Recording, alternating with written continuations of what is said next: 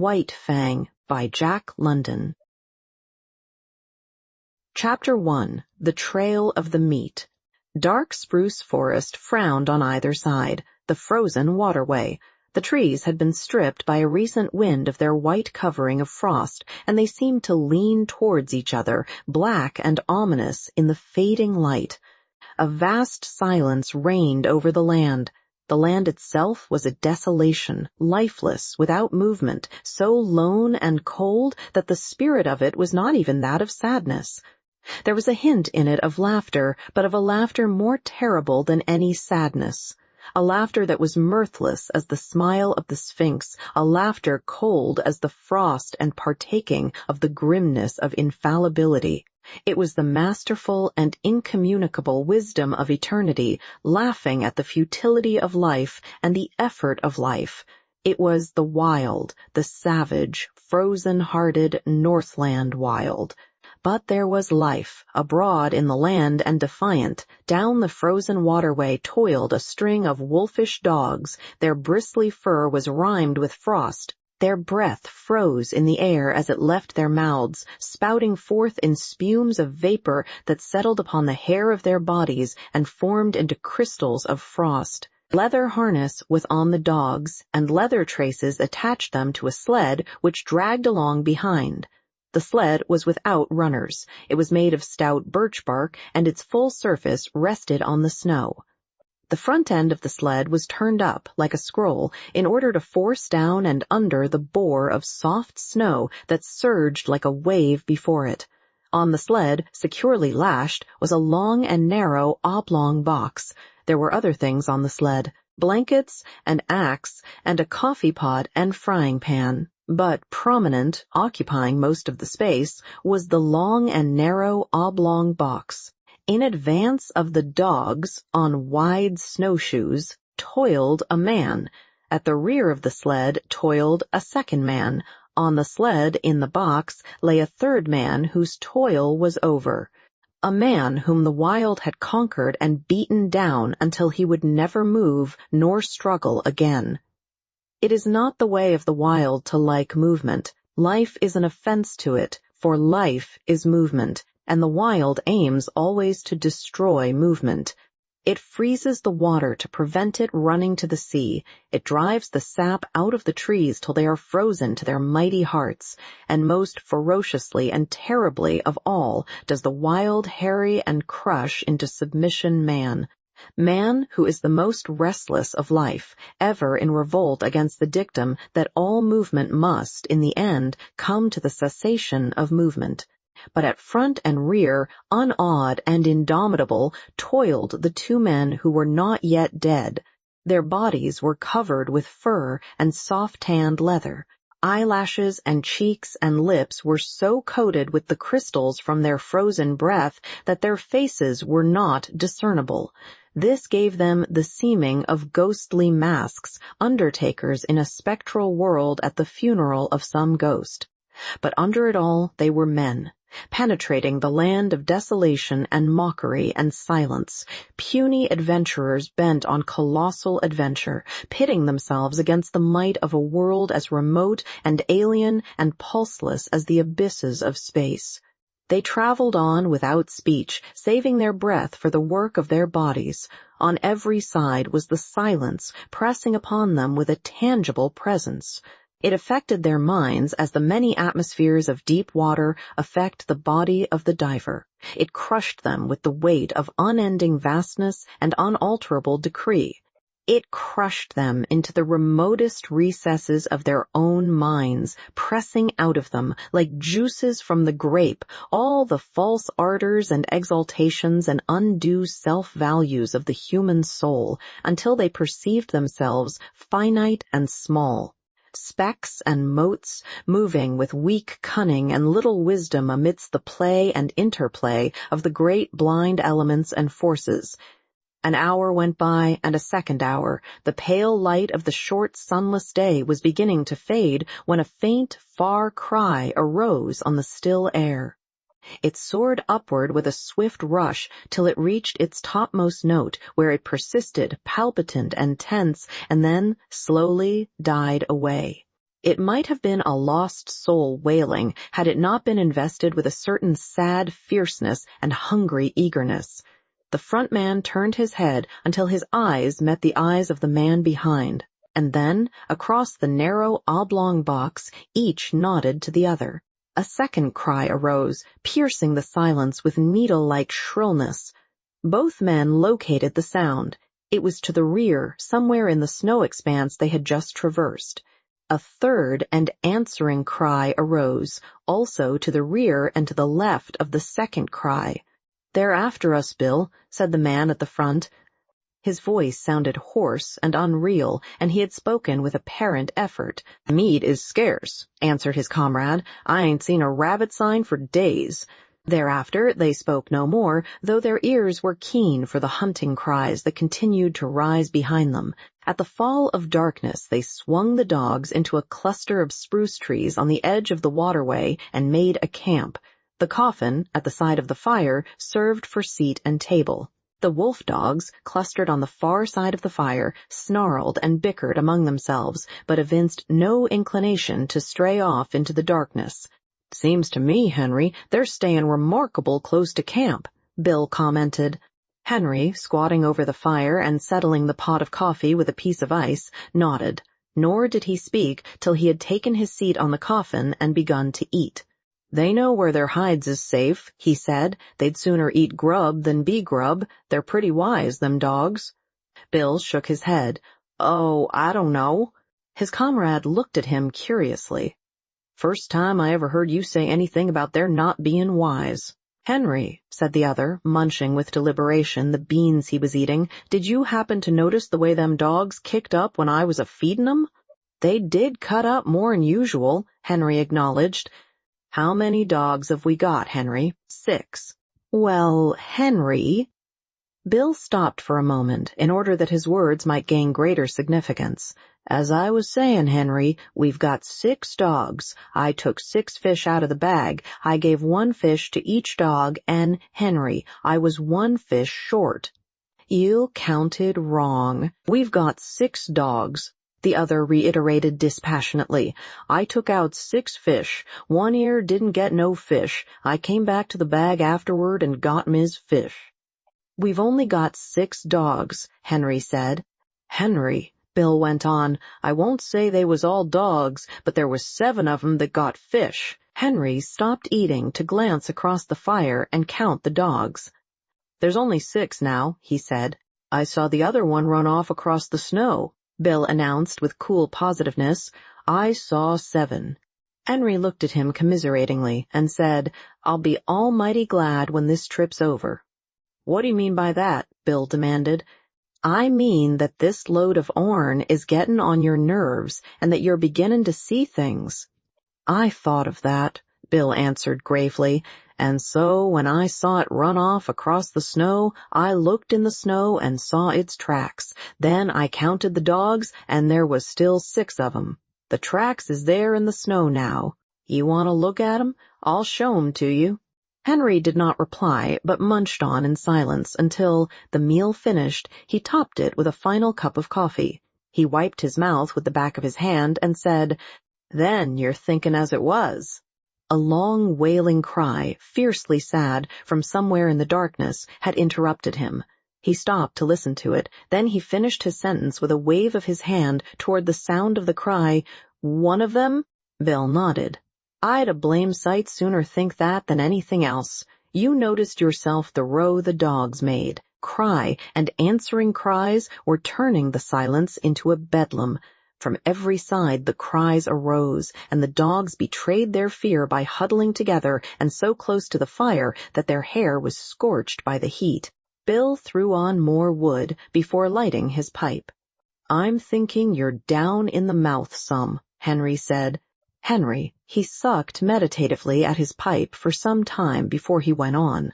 "Henry, I was a-thinking what a blame, sight luckier he is than you and me'll ever be." He indicated the third person by a downward thrust of the thumb to the box on which they sat. "You and me, Henry, when we die, we'll be lucky if we get enough stones over our carcasses to keep the dogs off of us." "But we ain't got people and money and all the rest, like him," Henry rejoined. "Long-distance funerals is something you and me can't exactly afford." "What gets me, Henry, is what a chap like this, that's a lord or something in his own country, and that's never had to bother about grub nor blankets. Why he comes a-button round the God-forsaken ends of the earth, that's what I can't exactly see." "He might have lived to a ripe old age if he'd stayed at home," Henry agreed. Bill opened his mouth to speak, but changed his mind. Instead, he pointed towards the wall of darkness that pressed about them from every side. There was no suggestion of form in the utter blackness. Only could be seen a pair of eyes gleaming like live coals. Henry indicated with his head a second pair and a third. A circle of the gleaming eyes had drawn about their camp. Now and again a pair of eyes moved or disappeared to appear again a moment later.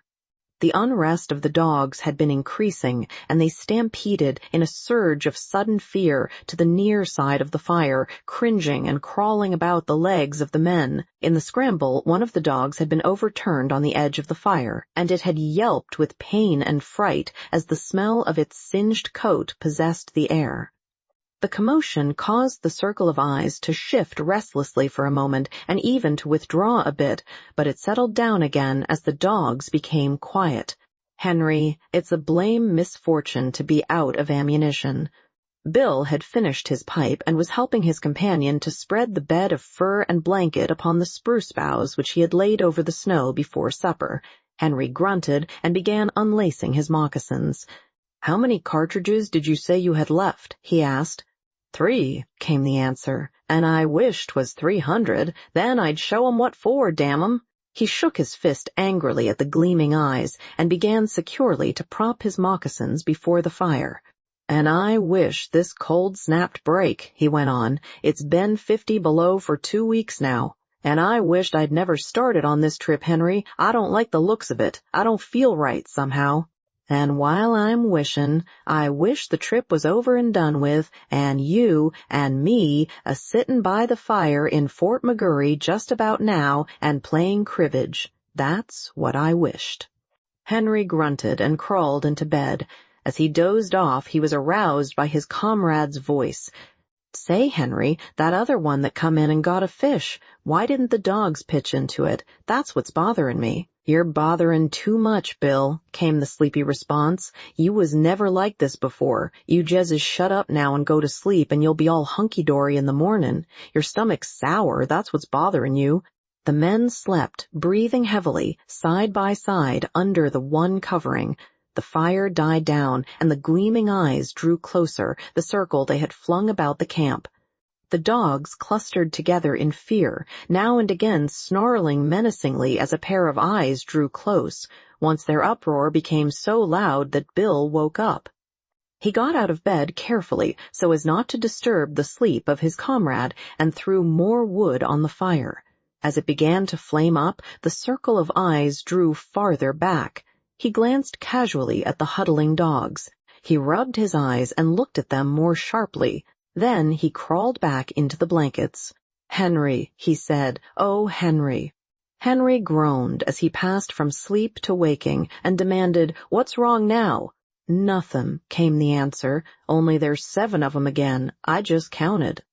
Henry acknowledged receipt of the information with a grunt that slid into a snore as he drifted back into sleep. In the morning, it was Henry who awoke first and routed his companion out of bed. Daylight was yet 3 hours away, though it was already 6 o'clock, and in the darkness, Henry went about preparing breakfast, while Bill rolled the blankets and made the sled ready for lashing. "Say, Henry," he asked suddenly, "how many dogs did you say we had?"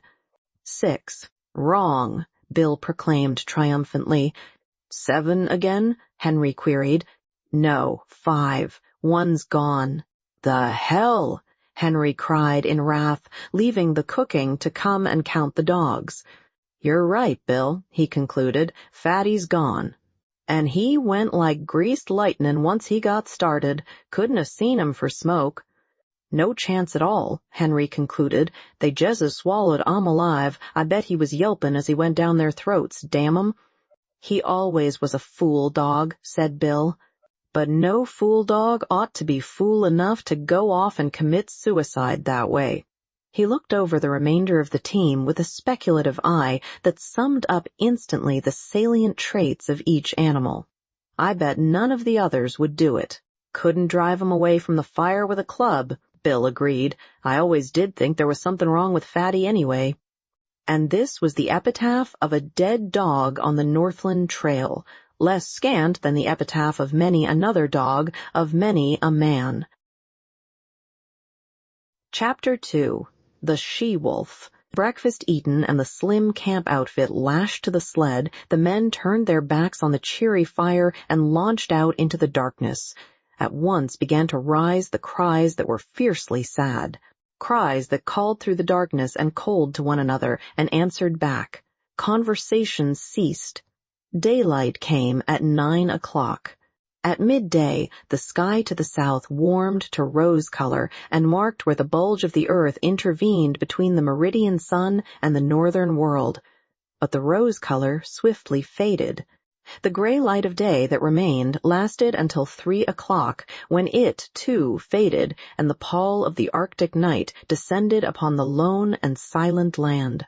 As darkness came on, the hunting cries to right and left and rear drew closer, so close that more than once they sent surges of fear through the toiling dogs, throwing them into short-lived panics. At the conclusion of one such panic, when he and Henry had got the dogs back in the traces, Bill said, "I wish they'd strike game somewheres and go away and leave us alone." "They do get on the nerves horrible," Henry sympathized. They spoke no more until camp was made. Henry was bending over and adding ice to the babbling pot of beans when he was startled by the sound of a blow, an exclamation from Bill, and a sharp, snarling cry of pain from among the dogs. He straightened up in time to see a dim form disappearing across the snow into the shelter of the dark. Then he saw Bill, standing amid the dogs, half triumphant, half crestfallen, in one hand a stout club, in the other the tail and part of the body of a sun-cured salmon. "It got half of it," he announced, "but I got a whack at it just as the same. D'ye hear it squeal?" "What'd it look like?" Henry asked. "Couldn't see, but it had 4 legs and a mouth and hair and looked like any dog." "Must be a tame wolf, I reckon." "It's damn tame, whatever it is, comin' in here at feedin' time and gettin' its whack of fish." That night, when supper was finished and they sat on the oblong box and pulled at their pipes, the circle of gleaming eyes drew in even closer than before. "I wish they'd spring up a bunch of moose or something and go away and leave us alone," Bill said. Henry grunted with an intonation that was not all sympathy, and for a quarter of an hour they sat on in silence, Henry staring at the fire and Bill at the circle of eyes that burned in the darkness just beyond the firelight. "I wished we was pullin' into McGurry right now," he began again. "Shut up your wishin' and your croakin'," Henry burst out angrily. "Your stomach's sour, that's what's ailin' you. Swallow a spoonful of sody, and you'll sweeten up wonderful and be more pleasant company." In the morning, Henry was aroused by fervid blasphemy that proceeded from the mouth of Bill. Henry propped himself up on an elbow and looked to see his comrade standing among the dogs beside the replenished fire, his arms raised in objurgation, his face distorted with passion. "Hello," Henry called. "What's up now?" "Frog's gone," came the answer. "No, I tell you yes." Henry leaped out of the blankets and to the dogs. He counted them with care, and then joined his partner in cursing the power of the wild that had robbed them of another dog. "Frog was the strongest dog of the bunch," Bill pronounced finally. "And he was no fool dog neither," Henry added. And so was recorded the second epitaph in 2 days. A gloomy breakfast was eaten, and the 4 remaining dogs were harnessed to the sled. The day was a repetition of the days that had gone before. The men toiled without speech across the face of the frozen world. The silence was unbroken save by the cries of their pursuers that, unseen, hung upon their rear. With the coming of night in the mid-afternoon, the cries sounded closer as the pursuers drew in according to their custom, and the dogs grew excited and frightened and were guilty of panics that tangled the traces and further depressed the two men. "There, that'll fix you fool critters," Bill said with satisfaction that night, standing erect at completion of his task. Henry left the cooking to come and see. Not only had his partner tied the dogs up, but he had tied them, after the Indian fashion, with sticks. About the neck of each dog he had fastened a leather thong. To this, and so close to the neck that the dog could not get his teeth to it, he had tied a stout stick 4 or 5 feet in length. The other end of the stick, in turn, was made fast to a stake in the ground by means of a leather thong. The dog was unable to gnaw through the leather at his own end of the stick. The stick prevented him from getting at the leather that fastened the other end. Henry nodded his head approvingly. "It's the only contraption that'll ever hold one ear," he said. "He can gnaw through leather as clean as a knife and Jez's about half as quick. They all be here in the morning hunky-dory." "You jesses bet they will," Bill affirmed. "If one of 'em turns up missin', I'll go without my coffee." "They jes know we ain't loaded to kill," Henry remarked at bedtime, indicating the gleaming circle that hemmed them in. "If we could put a couple of shots into 'em, they'd be more respectful. They come closer every night. Get the firelight out of your eyes and look hard. There, did you see that one?" For some time the two men amused themselves with watching the movement of vague forms on the edge of the firelight. By looking closely and steadily at where a pair of eyes burned in the darkness, the form of the animal would slowly take shape. They could even see these forms move at times. A sound among the dogs attracted the men's attention. One ear was uttering quick, eager whines, lunging at the length of his stick toward the darkness, and desisting now and again in order to make frantic attacks on the stick with his teeth. "Look at that, Bill," Henry whispered. Full into the firelight, with a stealthy, sidelong movement, glided a dog-like animal. It moved with commingled mistrust and daring, cautiously observing the men, its attention fixed on the dogs. One ear strained the full length of the stick toward the intruder and whined with eagerness. "That fool One Ear don't seem scart much," Bill said in a low tone. "It's a she-wolf," Henry whispered back, "and that accounts for Fatty and Frog. She's the decoy for the pack. She draws out the dog, and then all the rest pitches in and eats 'em up." The fire crackled. A log fell apart with a loud, spluttering noise. At the sound of it, the strange animal leaped back into the darkness. "Henry, I'm a-thinkin'," Bill announced. "Thinkin' what?" "I'm thinkin' that was the one I lambasted with the club." "Ain't the slightest doubt in the world," was Henry's response. "And right here I want to remark," Bill went on, that animal's familiarity with campfires is suspicious and immoral." "It knows for certain more'n a self-respectin' wolf ought to know," Henry agreed. "A wolf that knows enough to come in with the dogs at feedin' time has had experiences." "Old Villain had a dog once that run away with the wolves," Bill cogitates aloud. "I ought to know. I shot it out of the pack in a moose pasture over on Little Stick. And old Villain cried like a baby. Hadn't seen it for 3 years, he said. Been with the wolves all that time. I reckon you've called the turn, Bill. That wolf's a dog, and it's eatin' fish many's the time from the hand of man. And if I get a chance at it, that wolf that's a dog'll be Jez's meat," Bill declared. "We can't afford to lose no more animals." "But you've only got 3 cartridges," Henry objected. "I'll wait for a dead-sure shot," was the reply. In the morning, Henry renewed the fire and cooked breakfast to the accompaniment of his partner's snoring.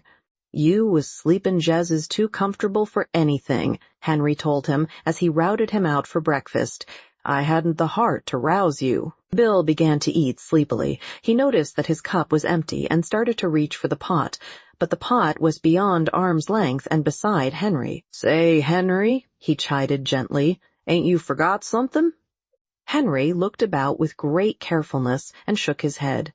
Bill held up the empty cup. "You don't get no coffee," Henry announced. "Ain't run out?" Bill asked anxiously. "Nope." "Ain't thinking it'll hurt my digestion?" "Nope." A flush of angry blood pervaded Bill's face. "Then it's just as warm and anxious I am to be hearing you explain yourself," he said. "Spanker's gone," Henry answered. Without haste, with the air of one resigned to misfortune, Bill turned his head and from where he sat counted the dogs. "How'd it happen?" he asked apathetically. Henry shrugged his shoulders. "Don't know. Unless One Ear gnawed 'em loose, he couldn't have done it himself, that's sure. The darned cuss." Bill spoke gravely and slowly, with no hint of the anger that was raging within. "Jezzes, because he couldn't chew himself loose, he chews Spanker loose." "Well, Spanker's troubles is over anyway. I guess he's digested by this time and cavortin' over the landscape in the bellies of 20 different wolves," was Henry's epitaph on this, the latest lost dog. "Have some coffee, Bill." But Bill shook his head. "Go on," Henry pleaded, elevating the pot. Bill shoved his cup aside. "I'll be ding-dong-danged if I do. I said I wouldn't if airy dog turned up missin', and I won't." "It's darn good coffee," Henry said enticingly, but Bill was stubborn, and he ate a dry breakfast washed down with mumbled curses at One Ear for the trick he had played. "I'll tie 'em up out of reach of each other tonight," Bill said as they took the trail. They had traveled little more than 100 yards when Henry, who was in front, bent down and picked up something with which his snowshoe had collided. It was dark, and he could not see it, but he recognized it by the touch. He flung it back so that it struck the sled and bounced along until it fetched up on Bill's snowshoes. "Mebbe you'll need that in your business," Henry said. Bill uttered an exclamation. It was all that was left of Spanker, the stick with which he had been tied. "They ate 'em hide and all," Bill announced. "The stick's as clean as a whistle. They've ate the leather off end both ends. They're damn hungry, Henry, and they'll have you and me guessing before this trip's over." Henry laughed defiantly. "I ain't been trailed this way by wolves before, but I've gone through a whole lot worse and kept my health. Takes more'n a handful of them pesky critters to do for yours truly, Bill, my son." I don't know," Bill muttered ominously. "Well, you'll know all right when we pull into McGurry. I ain't feeling special enthusiastic," Bill persisted. "You're off color. That's what's the matter with you," Henry dogmatized. "What you need is quinine, and I'm going to dose you up stiff as soon as we make McGurry." Bill grunted his disagreement with the diagnosis and lapsed into silence. The day was like all the days. Light came at 9 o'clock. At 12 o'clock, the southern horizon was warmed by the unseen sun, and then began the cold gray of afternoon that would merge, 3 hours later, into night. It was just after the sun's futile effort to appear that Bill slipped the rifle from under the sled lashings and said, "You keep right on, Henry. I'm going to see what I can see." "You'd better stick by the sled," his partner protested. "You've only got 3 cartridges, and there's no telling what might happen." "Who's croaking now?" Bill demanded triumphantly. Henry made no reply, and plodded on alone, though often he cast anxious glances back into the gray solitude where his partner had disappeared. An hour later, taking advantage of the cut-offs around which the sled had to go, Bill arrived. "They're scattered and ranging along wide," he said, "keeping up with us and looking for game at the same time. You see, they're sure of us, only they know they've got to wait to get us. In the meantime, they're willing to pick up anything eatable that comes handy." "You mean they think they're sure of us?" Henry objected pointedly. But Bill ignored him. "I seen some of them. They're pretty thin. They ain't had a bite in weeks, I reckon, outside of Fatty and Frog and Spanker, and there's so many of 'em that didn't go far. They're remarkable thin. Their ribs is like washboards, and their stomachs is right up against their backbones. They're pretty desperate, I can tell you. They'll be going mad yet, and then watch out." A few minutes later, Henry, who was now traveling behind the sled, emitted a low, warning whistle.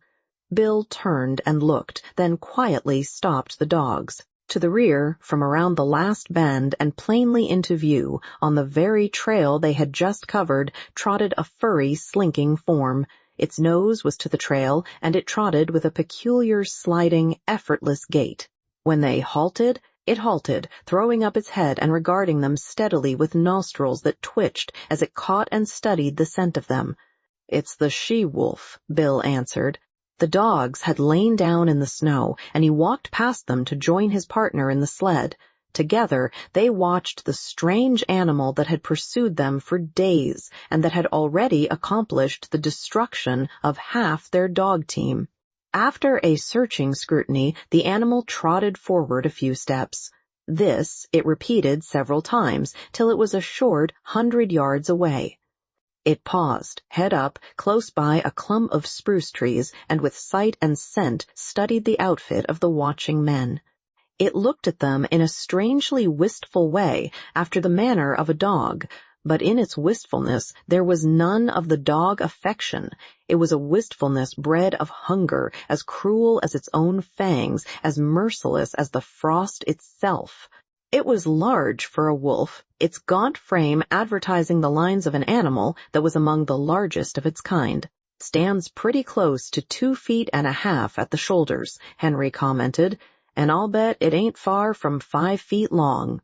"Kind of strange color for a wolf," was Bill's criticism. "I never seen a red wolf before. Looks almost cinnamon to me." The animal was certainly not cinnamon-colored. Its coat was the true wolf coat. The dominant color was gray, and yet there was to it a faint reddish hue.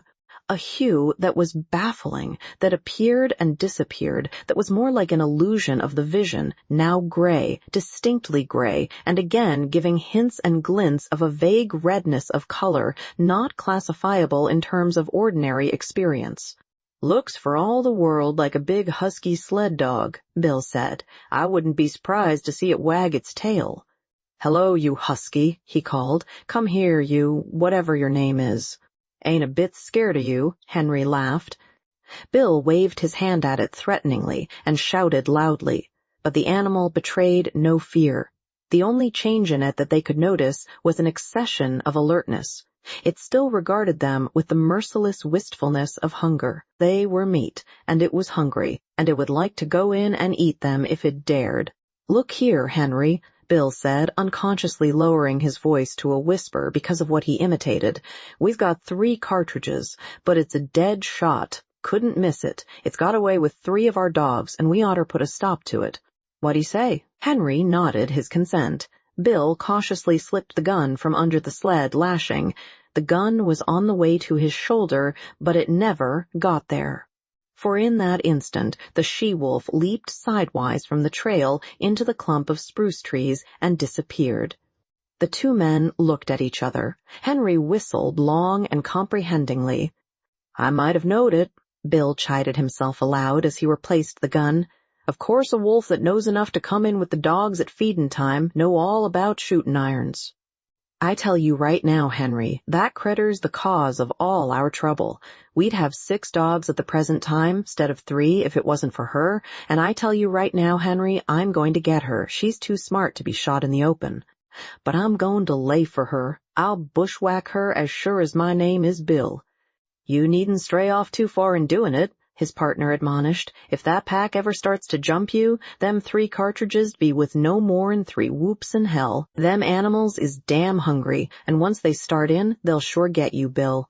They camped early that night. 3 dogs could not drag the sled so fast, nor for so long hours as could 6, and they were showing unmistakable signs of playing out. And the men went early to bed, Bill first seeing to it that the dogs were tied out of gnawing reach of one another. But the wolves were growing bolder, and the men were aroused more than once from their sleep. So near did the wolves approach that the dogs became frantic with terror, and it was necessary to replenish the fire from time to time in order to keep the adventurous marauders at safer distance. "I've hearn sailors talk of sharks following a ship," Bill remarked as he crawled back into the blankets after one such replenishing of the fire. "Well, them wolves is land sharks. They know their business better'n we do, and they ain't a-holdin' our trail this way for their health. They're goin' to get us. They're sure goin' to get us, Henry." "They've half got you already a-talkin' like that," Henry retorted sharply. "A man's half-licked when he says he is, and you're half-eaten from the way you're goin' on about it. They've got away with better men than you and me. Bill answered. "Oh, shet up your croakin'. You make me all fired tired." Henry rolled over angrily on his side, but was surprised that Bill made no similar display of temper. This was not Bill's way, for he was easily angered by sharp words. Henry thought long over it before he went to sleep, and as his eyelids fluttered down and he dozed off, the thought in his mind was, "There's no mistaking it, Bill's almighty blue. I'll have to cheer him up tomorrow." Chapter 3. The Hunger Cry. The day began auspiciously. They had lost no dogs during the night, and they swung out upon the trail and into the silence, the darkness, and the cold with spirits that were fairly light. Bill seemed to have forgotten his forebodings of the previous night, and even waxed facetious with the dogs when, at midday, they overturned the sled on a bad piece of trail. It was an awkward mix-up. The sled was upside down and jammed between a tree trunk and a huge rock, and they were forced to unharness the dogs in order to straighten out the tangle. The two men were bent over the sled and trying to right it when Henry observed One Ear sidling away. "Here, you One Ear," he cried, straightening up and turning around on the dog. But One Ear broke into a run across the snow, his traces trailing behind him. And there, out in the snow of their back track, was the she-wolf waiting for him. As he neared her, he became suddenly cautious. He slowed down to an alert and mincing walk, and then stopped. He regarded her carefully and dubiously, yet desirefully. She seemed to smile at him, showing her teeth in an ingratiating rather than a menacing way. She moved toward him a few steps, playfully, and then halted. One Ear drew near to her, still alert and cautious, his tail and ears in the air, his head held high. He tried to sniff noses with her, but she retreated playfully and coyly. Every advance on his part was accompanied by a corresponding retreat on her part. Step by step, she was luring him away from the security of his human companionship. Once, as though a warning had in vague ways flitted through his intelligence, he turned his head and looked back at the overturned sled, at his teammates, and at the two men who were calling to him. But whatever idea was forming in his mind was dissipated by the she-wolf, who advanced upon him, sniffed noses with him for a fleeting instant, and then resumed her coy retreat before his renewed advances.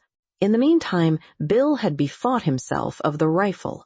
But it was jammed beneath the overturned sled, and by the time Henry had helped him to right the load, One Ear and the she-wolf were too close together and the distance too great to risk a shot. Too late. One Ear learned his mistake. Before they saw the cause, the two men saw him turn and start to run back toward them. Then, approaching at right angles to the trail and cutting off his retreat, they saw a dozen wolves, lean and gray, bounding across the snow. On the instant, the she-wolf's coyness and playfulness disappeared.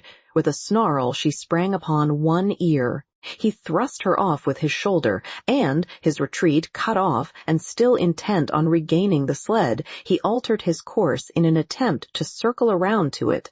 More wolves were appearing every moment and joining in the chase. The she-wolf was one leap behind One Ear and holding her own. "Where are you going?" Henry suddenly demanded, laying his hand on his partner's arm. Bill shook it off. "I won't stand it," he said. "They ain't a-going to get any more of our dogs if I can help it." Gun in hand, he plunged into the underbrush that lined the side of the trail. His intention was apparent enough. Taking the sled as the center of the circle that One Ear was making, Bill planned to tap that circle at a point in advance of the pursuit. With his rifle, in the broad daylight, it might be possible for him to awe the wolves and save the dog. "Say, Bill," Henry called after him, "be careful, don't take no chances." Henry sat down on the sled and watched. There was nothing else for him to do. Bill had already gone from sight, but now and again, appearing and disappearing amongst the underbrush and the scattered clumps of spruce, could be seen One Ear. Henry judged his case to be hopeless. The dog was thoroughly alive to its danger, but it was running on the outer circle while the wolf pack was running on the inner and shorter circle. It was vain to think of One Ear so outdistancing his pursuers as to be able to cut across their circle in advance of them and to regain the sled. The different lines were rapidly approaching a point. Somewhere out there in the snow, screened from his sight by trees and thickets, Henry knew that the wolf pack, One Ear and Bill, were coming together. All too quickly, far more quickly than he had expected, it happened.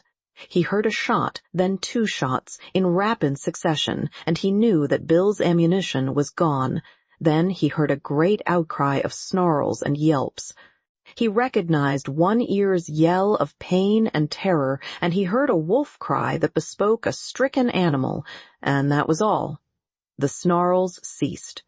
The yelping died away. Silence settled down again over the lonely land. He sat for a long while upon the sled. There was no need for him to go and see what had happened. He knew it as though it had taken place before his eyes. Once he roused with a start and hastily got the axe out from underneath the lashings. But for some time longer he sat and brooded, the 2 remaining dogs crouching and trembling at his feet. At last he arose in a weary manner, as though all the resilience had gone out of his body, and proceeded to fasten the dogs to the sled. He passed a rope over his shoulder, a man-trace, and pulled with the dogs. He did not go far. At the first hint of darkness, he hastened to make a camp, and he saw to it that he had a generous supply of firewood. He fed the dogs, cooked and ate his supper, and made his bed close to the fire. But he was not destined to enjoy that bed. Before his eyes closed, the wolves had drawn too near for safety. It no longer required an effort of the vision to see them. They were all about him and the fire, in a narrow circle, and he could see them plainly in the firelight, lying down, sitting up, crawling forward on their bellies, or slinking back and forth. They even slept. Here and there he could see one curled up in the snow like a dog, taking the sleep that was now denied himself. He kept the fire brightly blazing, for he knew that it alone intervened between the flesh of his body and their hungry fangs. His 2 dogs stayed close by him, one on either side, leaning against him for protection, crying and whimpering, and at times snarling desperately when a wolf approached a little closer than usual. At such moments, when his dogs snarled, the whole circle would be agitated, the wolves coming to their feet and pressing tentatively forward, a chorus of snarls and eager yelps rising about him. Then the circle would lie down again, and here and there a wolf would resume its broken nap. But this circle had a continuous tendency to draw in upon him. Bit by bit, an inch at a time, with here a wolf bellying forward, and there a wolf bellying forward, the circle would narrow until the brutes were almost within springing distance. Then he would seize brands from the fire and hurl them into the pack. A hasty drawing back always resulted, accompanied by angry yelps and frightened snarls when a well-aimed brand struck and scorched a too daring animal. Morning found the man haggard and worn, wide-eyed from want of sleep. He cooked breakfast in the darkness, and at 9 o'clock, when, with the coming of daylight, the wolf pack drew back, he set about the task he had planned through the long hours of the night. Chopping down young saplings, he made them cross bars of a scaffold by lashing them high up to the trunks of standing trees. Using the sled lashing for a heaving rope, and with the aid of the dogs, he hoisted the coffin to the top of the scaffold.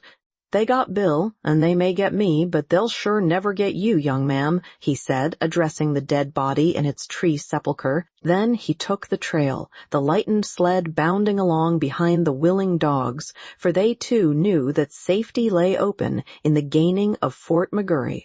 The wolves were now more open in their pursuit, trotting sedately behind and ranging along on either side, their red tongues lolling out, their lean sides showing the undulating ribs with every movement.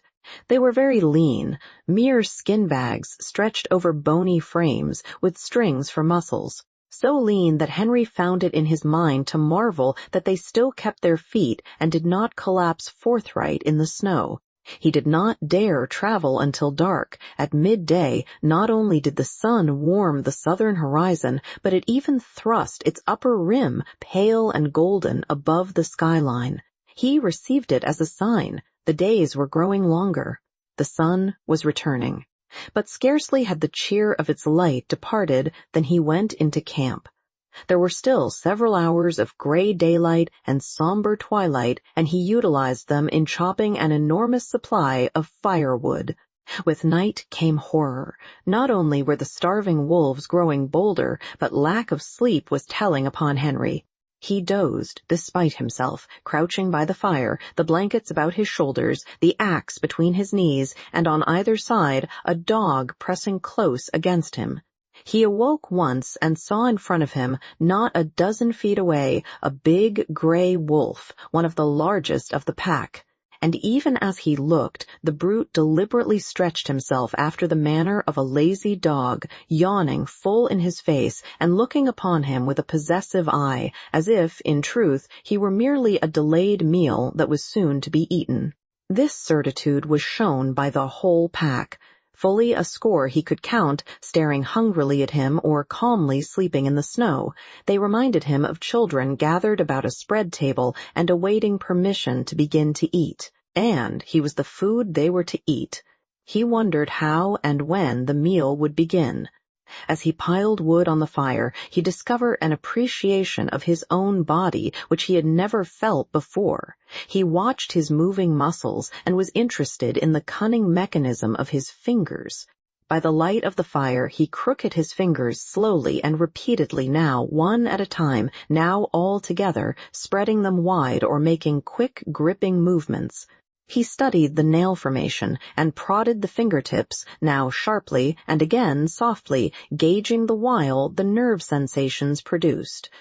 It fascinated him, and he grew suddenly fond of this subtle flesh of his that worked so beautifully and smoothly and delicately.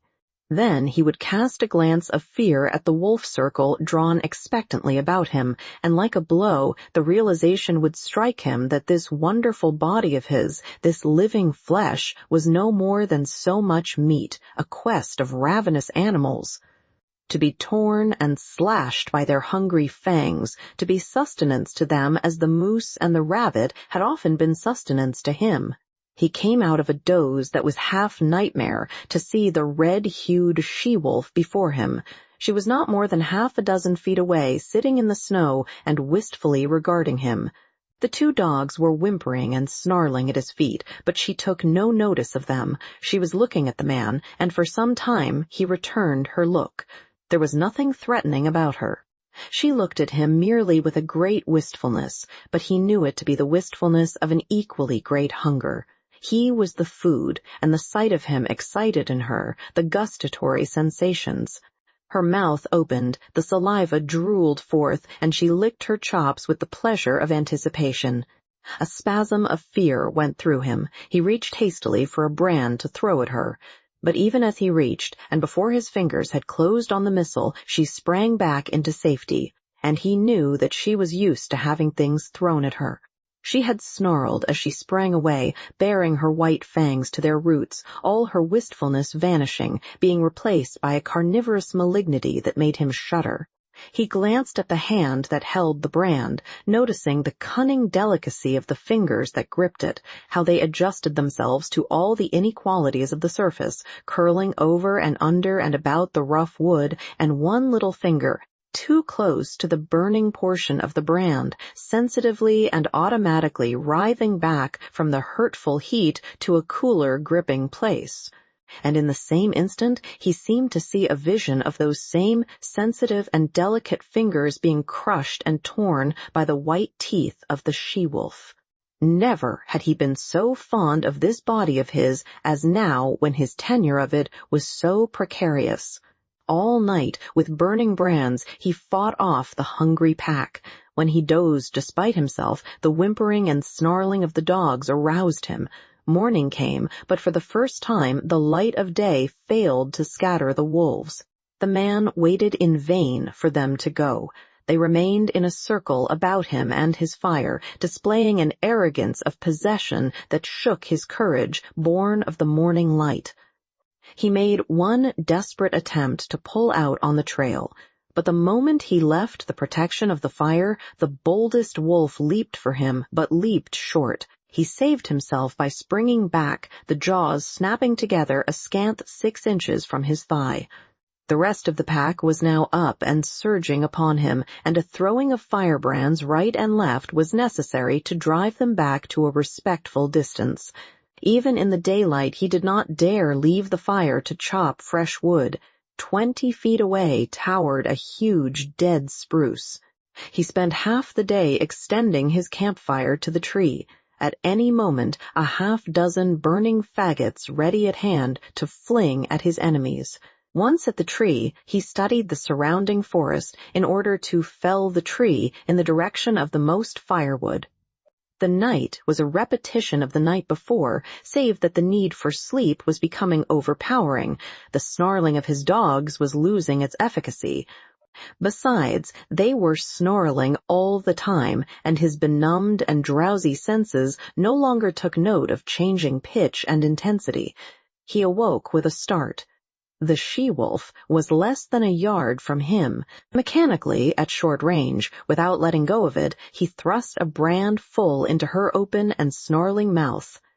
She sprang away, yelling with pain, and while he took delight in the smell of burning flesh and hair, he watched her shaking her head and growling wrathfully a score of feet away. But this time, before he dozed again, he tied a burning pine knot to his right hand. His eyes were closed, but few minutes when the burn of the flame on his flesh awakened him. For several hours he adhered to this program. Every time he was thus awakened, he drove back the wolves with flying brands, replenished the fire, and rearranged the pine knot on his hand. All worked well, but there came a time when he fastened the pine knot insecurely. As his eyes closed, it fell away from his hand.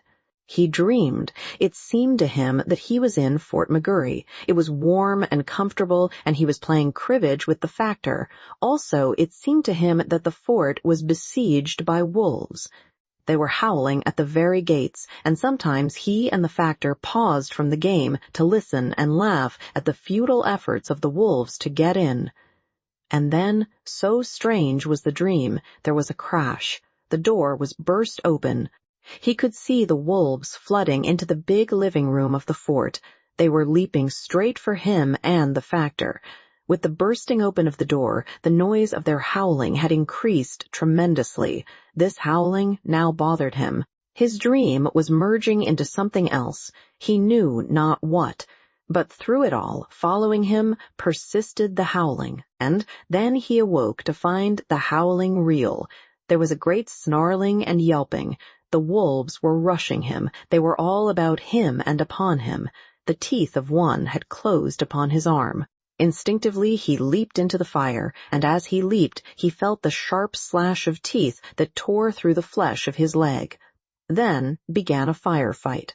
His stout mittens temporarily protected his hands, and he scooped live coals into the air in all directions until the campfire took on the semblance of a volcano. But it could not last long. His face was blistering in the heat, his eyebrows and lashes were singed off, and the heat was becoming unbearable to his feet. With a flaming brand in each hand, he sprang to the edge of the fire. The wolves had been driven back. On every side, wherever the live coals had fallen, the snow was sizzling, and every little while a retiring wolf, with wild leap and snort and snarl, announced that one such live coal had been stepped upon. Flinging his brands at the nearest of his enemies, the man thrust his smoldering mittens into the snow and stamped about to cool his feet. His 2 dogs were missing, and he well knew that they had served as a course in the protracted meal which had begun days before with Fatty, the last course of which would likely be himself in the days to follow.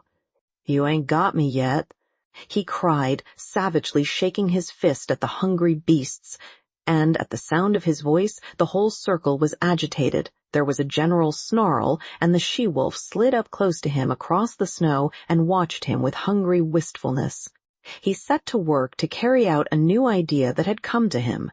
He extended the fire into a large circle. Inside this circle he crouched, his sleeping outfit under him as a protection against the melting snow. When he had thus disappeared within his shelter of flame, the whole pack came curiously to the rim of the fire to see what had become of him. Hitherto they had been denied access to the fire, and they now settled down in a close-drawn circle, like so many dogs, blinking and yawning and stretching their lean bodies in the unaccustomed warmth. Then the she-wolf sat down, pointed her nose at a star, and began to howl. One by one, the wolves joined her, till the whole pack, on haunches, with noses pointed skyward, was howling its hunger cry. Dawn came, and daylight. The fire was burning low, the fuel had run out, and there was need to get more. The man attempted to step out of his circle of flame, but the wolves surged to meet him. Burning brands made them spring aside, but they no longer sprang back. In vain he strove to drive them back. As he gave up and stumbled inside his circle, a wolf leaped for him, missed, and landed with all 4 feet in the coals. It cried out with terror, at the same time snarling, and scrambled back to cool its paws in the snow. The man sat down on his blankets in a crouching position. His body leaned forward from the hips, his shoulders relaxed and drooping, and his head on his knees advertised that he had given up the struggle. Now and again he raised his head to note the dying down of the fire. The circle of flame and coals was breaking into segments with openings in between. These openings grew in size, the segments diminished. "I guess you can come and get me any time," he mumbled. "Anyway, I'm going to sleep." Once he awakened, and in an opening in the circle, directly in front of him, he saw the she-wolf gazing at him. Again he awakened a little later, though it seemed hours to him. A mysterious change had taken place, so mysterious a change that he was shocked wider awake. Something had happened he could not understand at first. Then he discovered it. The wolves were gone, remained only the trampled snow to show how closely they had pressed him. Sleep was welling up and gripping him again. His head was sinking down upon his knees when he roused with a sudden start. There were cries of men and churn of sleds, the creaking of harnesses, and the eager whimpering of straining dogs. 4 sleds pulled in from the riverbed to the camp among the trees. Half a dozen men were about the man who crouched in the center of the dying fire. They were shaking and prodding him into consciousness. He looked at them like a drunken man and maundered in strange, sleepy speech. Red she-wolf, come in with the dogs at feedin' time. First she ate the dog food, then she ate the dogs, and after that she ate Bill. "Where's Lord Alfred?" one of the men bellowed in his ear, shaking him roughly. He shook his head slowly. "No, she didn't eat him. He's roostin' in a tree at the last camp." "Dead?" the man shouted. "And in a box," Henry answered. He jerked his shoulder petulantly away from the grip of his questioner. "Say, you let me alone. I'm just as plump tuckered out. Goo night, everybody." His eyes fluttered and went shut. His chin fell forward on his chest. And even as they eased him down upon the blankets, his snores were rising on the frosty air. But there was another sound. Far and faint it was in the remote distance, the cry of the hungry wolf pack as it took the trail of other meat than the man it had just missed.